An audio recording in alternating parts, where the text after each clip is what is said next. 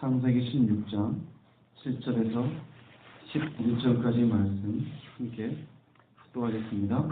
여호와의 사자가 광야의 샘물 곁 곧 슬길 샘 곁에서 그를 만나 이르되 사레의 여종 하가라 네가 어디서 왔으며 어디로 가느냐. 그가 이르되 나는 내 여주인 사레를 피하여 도망하나이다.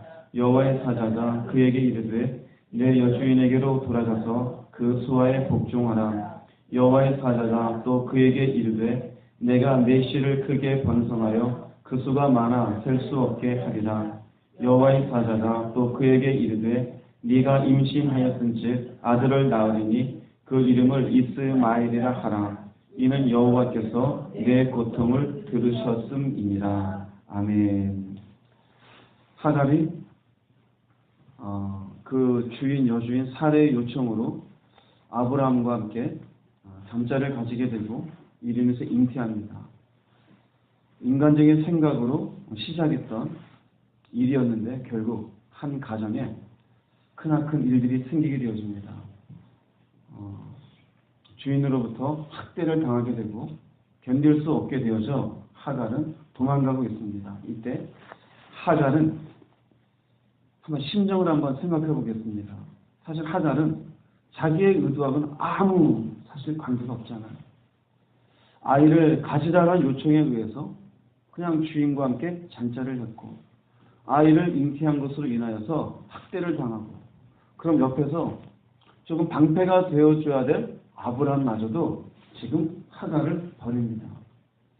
사실 억울하죠. 원통하고 고통스러울 수 있습니다. 이때 하나님이 하갈을 찾아오십니다. 하갈을 찾아오시는데 그 7절, 그 8절 말씀 보면은 이르되 사레의 여종 하갈아 네가 어디서 왔으며 어디로 가느냐. 네가 어디서 왔으며 어디로 가느냐. 사실 몰라서 묻는 겁니까?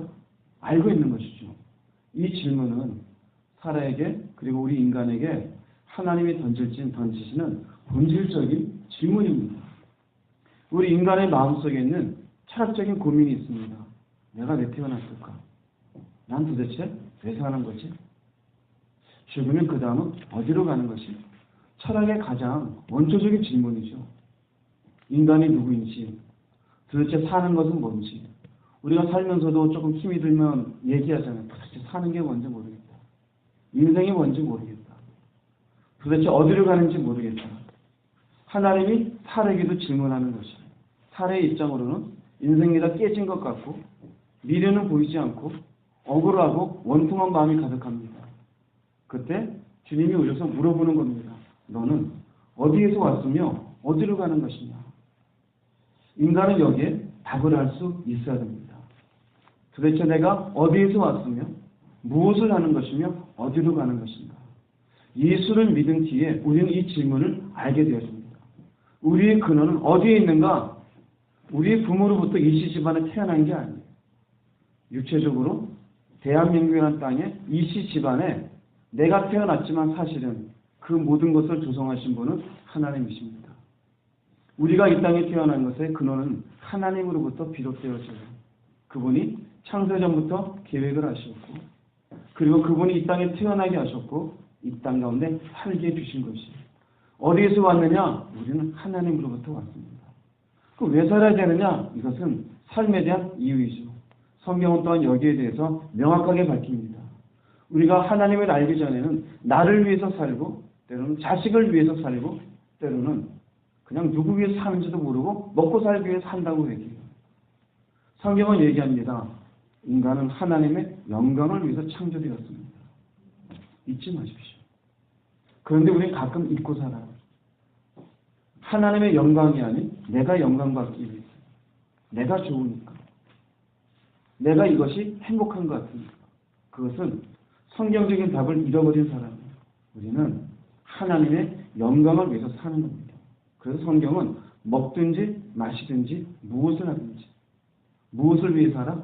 하나님의 영광을 위해 살아합니다. 여러분 꼭 그 답을 하면서 그 질문에 답을 하면서 살아갈 수 있기를 바랍니다. 내 성질을 위해서 사는 게 아니에요. 내 무엇인가 인간의 성취를 사는 것이 아니에요. 성경은 분명히 얘기합니다. 우리는 하나님의 영광이에요. 그 다음에 어디로 가느냐? 이것은 우리의 방향이에요. 우리가 어디로 가고 있는 것입니까? 우리는 하늘나라를 향해서 가고 있는 것이에요. 사람들은 무엇을 위해 사는지도 모르고 살아가요.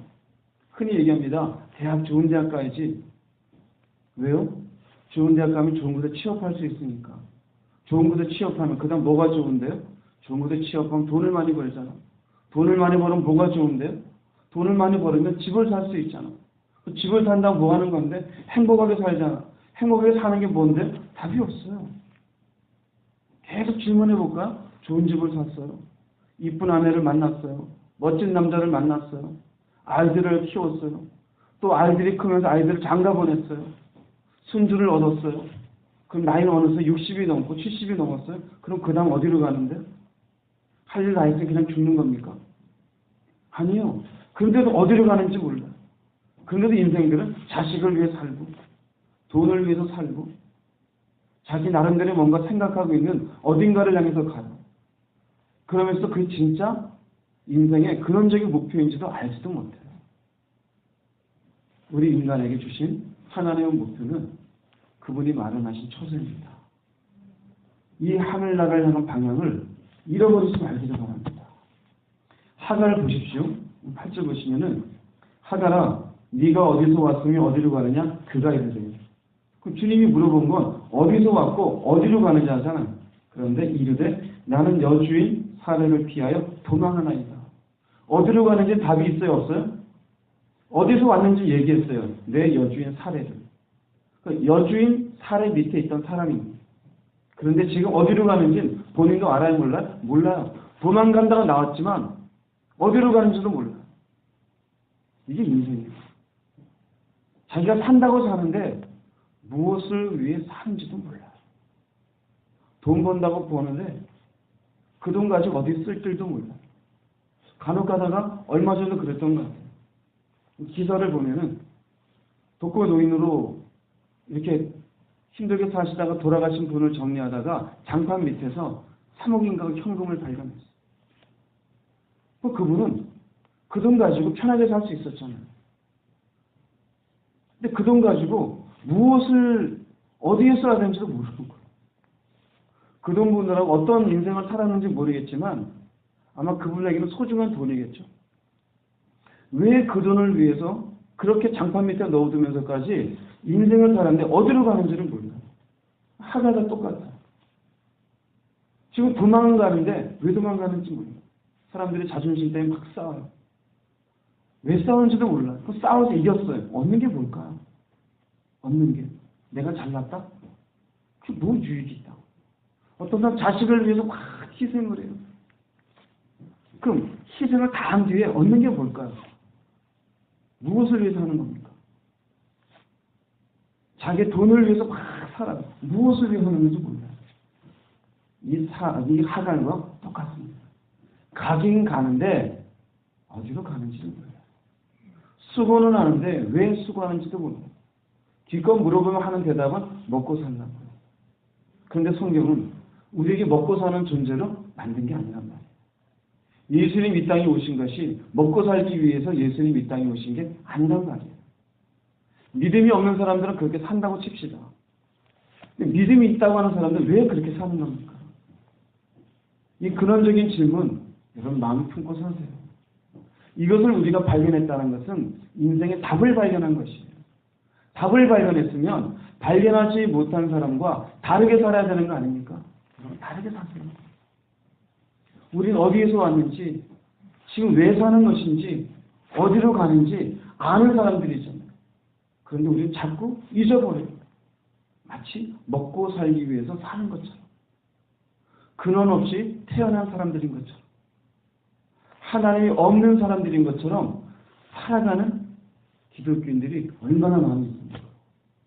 혹시 여러분은 어떻습니까? 어디를 향해서 가고 있는 것이며 무엇을 위해 살고 있습니까? 잊지 마십시오.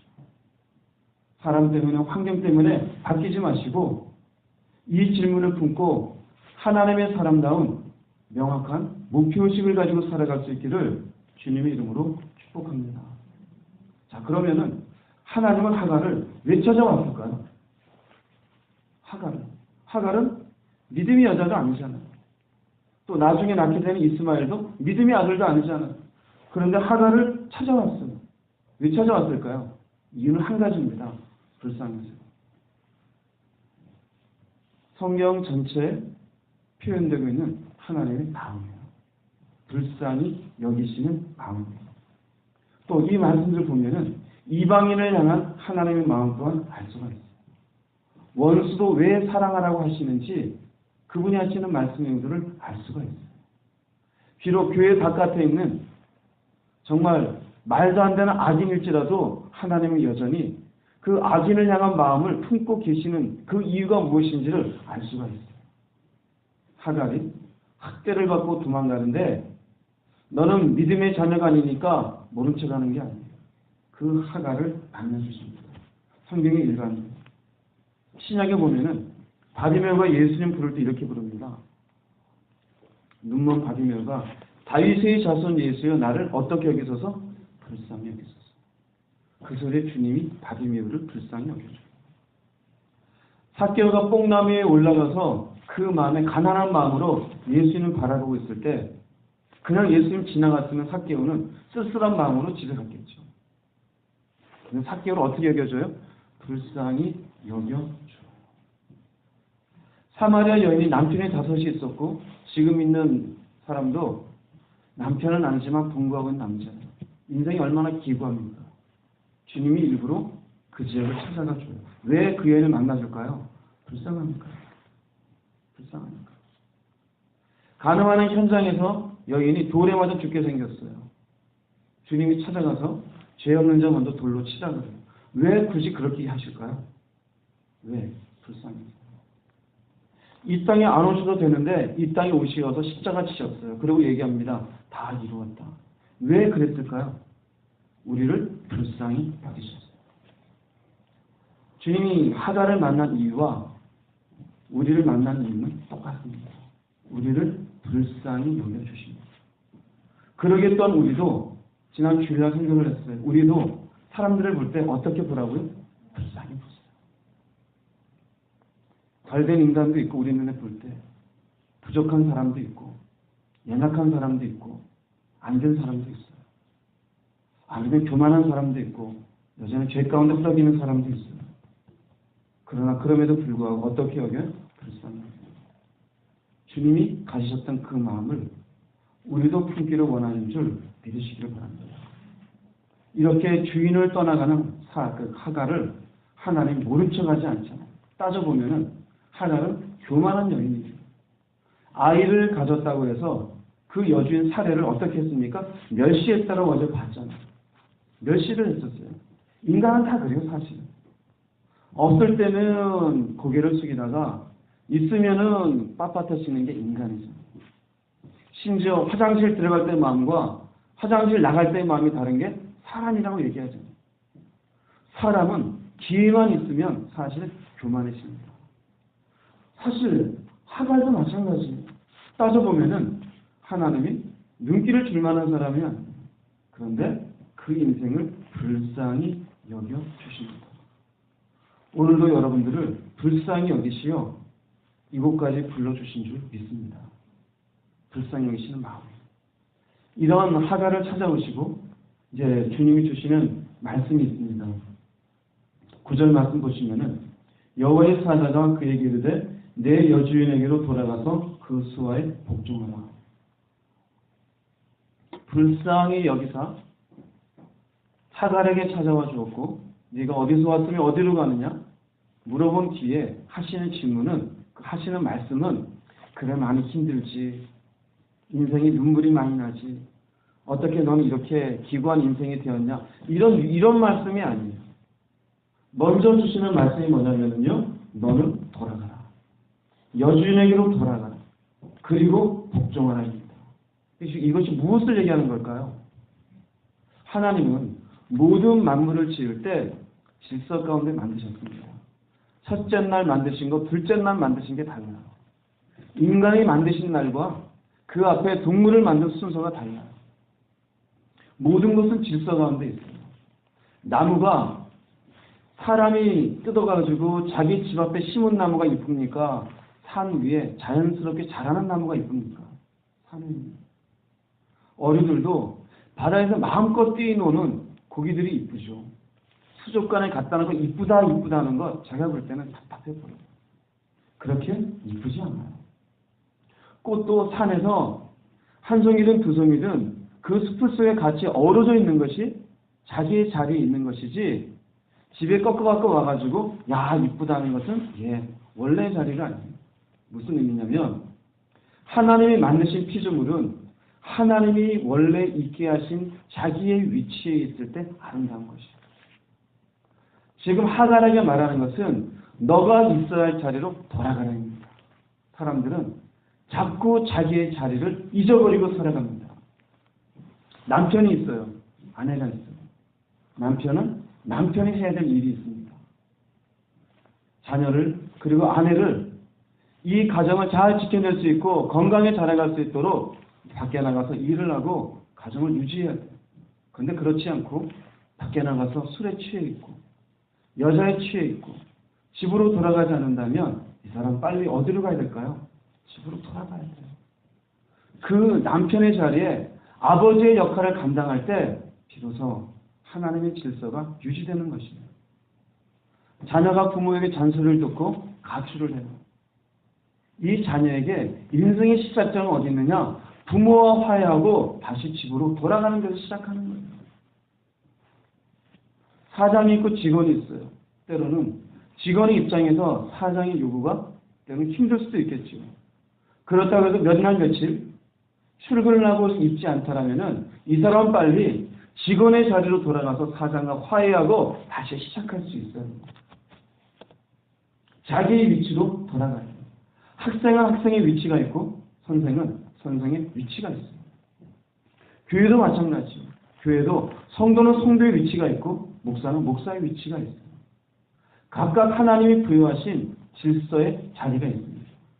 이 자리에 있을 때 비로소 돌아갈 자리에서 돌아가 그 자리에서 수고의 힘을 다할 때 비로소 하나님이 만드신 질서가 유지되는 줄로 믿으시기 바랍니다. 지금 이 시대는 질서가 무너져 있습니다. 자기의 자리로 돌아가지 않고 있습니다. 여러분은 여러분의 자리로 돌아갈 수 있기를 바랍니다. 하갈에게 마찬가지. 너는 돌아가라. 그리고 복종해라. 이 말씀을부터 실행하고 움직여질 때 비로소 하갈의 인생에 하나님의 허락하신 복의 말씀이 이루어지는 거예요. 나는 못 돌아가겠습니다. 나는 복종하기 싫습니다. 이러면은 하갈은 다른 식으로 아마 성경에 표현이 되었을 겁니다. 하갈의 입장에서 생각해 볼게요. 너는 돌아가라. 도망 나왔는데요. 복종하라. 아니 그 여주인이 나를 얼마나 학대했는데요. 사실 받아들이기 쉬워요, 어려워요? 어렵잖아요.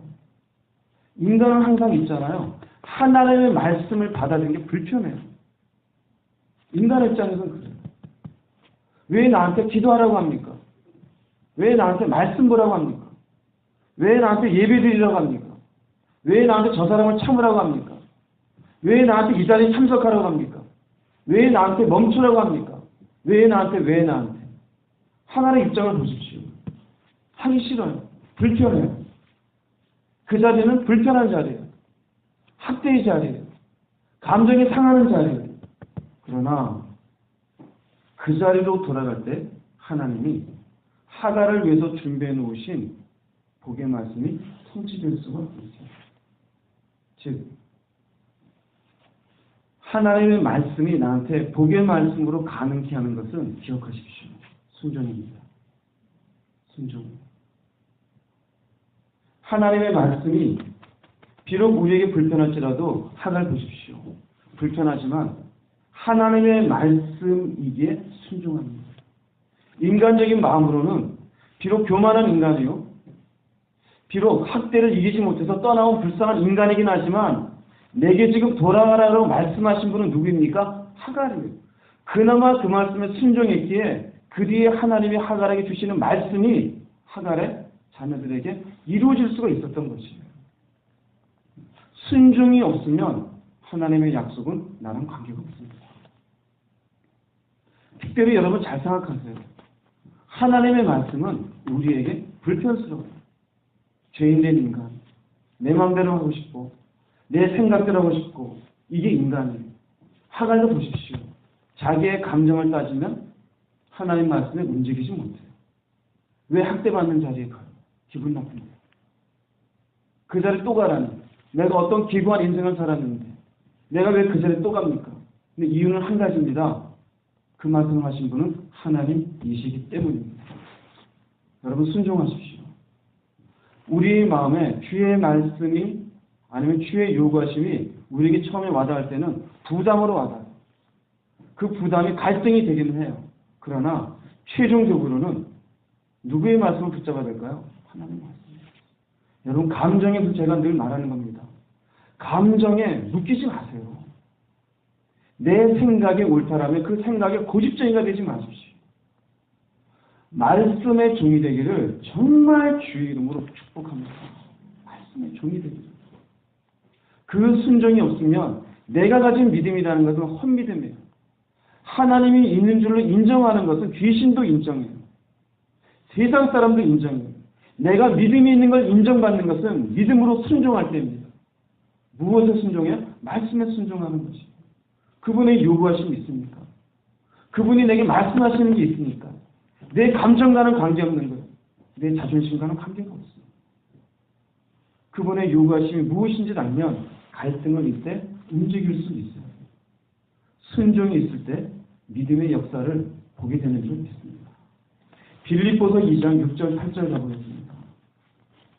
빌립보서 2장 6절 8절입니다.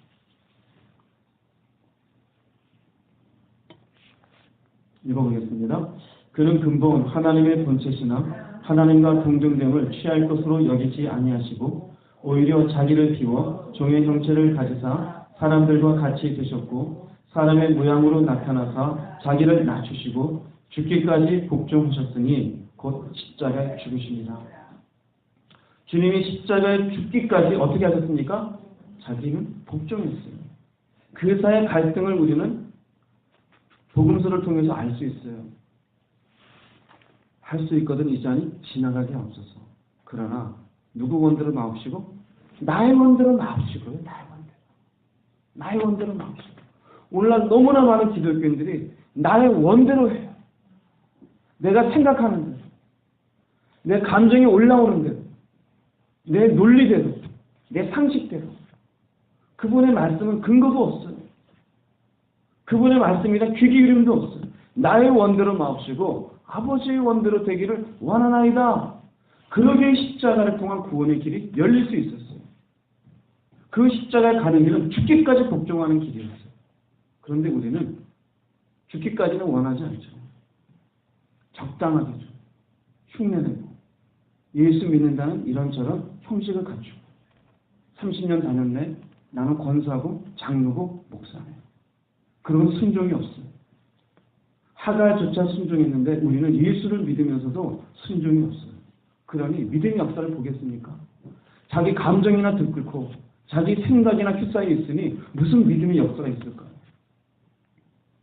히브리서 5장 가보겠습니다. 히브리서 5장 8절 9절입니다. 히브리서 5장 8절 9절.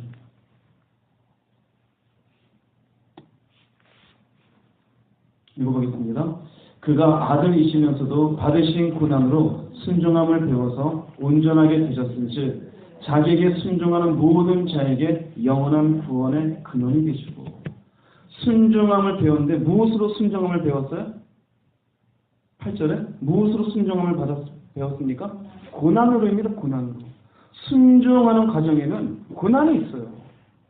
제가 늘 얘기하잖아요. 새벽에 저희 말씀 나눌 때 감정적인 고난이 있어요.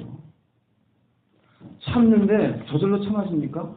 주님 얘기하잖아요. 오른밤을 치는데 왼밤을 내라. 오른밤에 감각이 없어서 왼밤을 내주는 걸까요? 아니에요. 그걸 견디고 내주는 거예요. 주의 말씀을 받아들일 때 하갈의 입장에서 너는 주인의 집으로 다시 돌아가라. 그 자리가 어떤 자리인데? 학대의 자리인데. 가잖아요. 고난이 있는 거예요. 우리는 주의 말씀대로 살면서 고난이 없을까요? 있어요. 사람들 앞에 비참하게 여겨지는 순간이 있을 수 있어요. 손가락질 당하는 순간도 있어요. 아니면 물질의 어려움을 인한 궁핍으로 내가 이러고 살아야 되나? 이런 마음이 들 때도 있어요. 그러나 순종이 귀한 것은 주의 말씀이 이것을 통해서 이루어질 것을 믿고 있기 때문이에요. 그래서 순종이 귀한 겁니다. 내 감정을 믿는 게 아니에요. 여러분 제발 스스로를 탈피할 수 있기를 정말 주의 이름으로 축복합니다. 우리의 믿음 생활을 방해하는 것은 내 생각이에요. 내 감정이에요. 그러나 우리의 믿음을 승리케 하는 것은 틀림없이 말씀입니다. 말씀을 깃발로 삼으십시오. 그 깃발이 흔드는 곳을 향해서 가십시오. 감정을 이겨내고 생각을 이겨내고 주님이 그렇게 가셨잖아요. 자기에게 순종하는 모든 자에게 영원한 구원의 근원이 되신다. 그 말의 의미는 순종하여 이 구원을 이룰 수 있다입니다. 주님도 순종하여 구원에 이르렀는데 우리가 순종하지 않으면 무슨 구원에 이를까요?